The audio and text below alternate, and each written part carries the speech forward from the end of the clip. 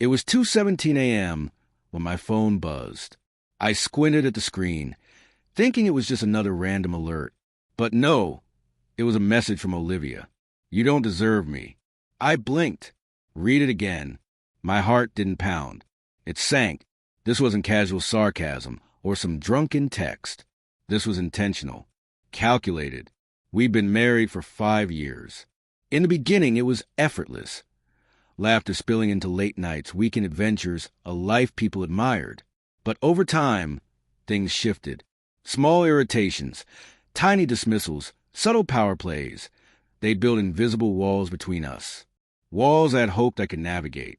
I didn't reply right away. I set the phone down, walked to the kitchen, and made a cup of tea. My mind raced, but my hand stayed steady. I knew something she didn't. When someone tries to shame you in the dead of night, how you respond can define everything that comes after. I thought back to the past few months. The late nights at work, the constant texts with her coworker Nathan, a name I'd learned to recognize without needing to ask, the subtle shifts in her tone whenever I suggested plans or spoke about our future. But this message crossed a line. "You don't deserve me." She was trying to assert control, to make me feel small, unworthy, inferior. And that's when I knew I couldn't play her game anymore. I typed a reply slowly, deliberately, deleted it, typed again, deleted it again. Finally, I sent, "If I don't deserve you, maybe it's time I stop trying to earn what you've already lost." No emojis, no panic, no excuses, just the truth she hadn't expected, a truth that would linger longer than any argument, any late-night text. I went back to bed, letting her sit with it. Silence fell over the house. Somewhere in the darkness, I knew the next move would be hers. By morning, the house was quiet, too quiet. I didn't check my phone right away, but the notifications told the story. 20 missed calls, 14 texts, dozens of voicemails, apologies, pleas, desperate confessions. She thought she could manipulate me with words at 2 a.m. I'd learned that words only hold power if you give them permission. Sunlight spilled into the kitchen as I poured coffee, trying to act normal. Olivia hadn't come down yet. Her voice, usually full of teasing and energy, was nowhere to be heard. I could hear faint movement upstairs, but she wasn't calling my name. Not yet. Her messages flooded my phone. I didn't answer. I read them quietly, letting the words settle. "Please, Daniel, I didn't mean it. I can explain. Don't leave me." Desperate, emotional, and revealing. They showed the exact pattern I'd noticed for months. Control through guilt, manipulation masquerading as drama. I thought about how we'd started.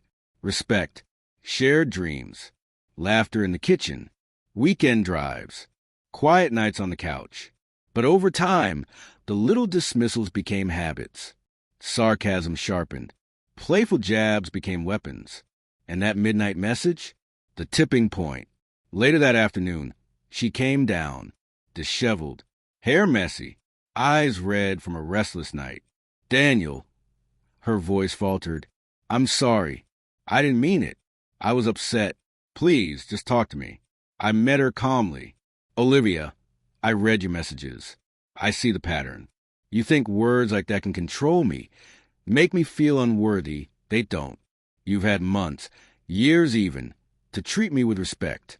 This is your wake-up call, not mine." She froze. For the first time in years, she realized I wasn't panicking, begging, or angry. I wasn't rushing to fix things for her. For the first time, she saw me as unshakable. That evening, she tried every tactic she knew. Tears, jokes, guilt, promises. Nothing broke the calm I had built. By bedtime, she hadn't spoken a word. Not because I told her to, but because she finally understood the weight of her actions. Somewhere in that silence, I felt relief. Not bitterness, not malice. Relief that I had drawn a line, that I chose dignity over manipulation, peace over drama. By the third day, her behavior had changed. The confident, teasing woman who once wielded words like weapons became cautious, uncertain. Flattery, frantic messages, apologies, none worked. She realized, finally, that manipulation only succeeds if the other person plays along. That evening, She sat across from me at the dining table, hands clasped tightly, voice barely above a whisper. "Daniel, I don't understand. Why aren't you upset? Why aren't you angry?" I leaned back, calm and deliberate. Anger only gives people like you control. I'm not angry, Olivia. I'm awake. I'm aware. And I'm no longer participating in the game. Her eyes welled up, but I didn't soften. I didn't comfort her. I let her feel the weight of her own words, the words she thought would wound me in the middle of the night.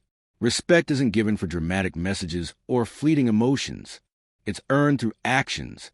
Over the next week, her attempts dwindled. The 47 missed calls from that first morning became a distant memory. Each unanswered text reinforced the truth she'd ignored for too long.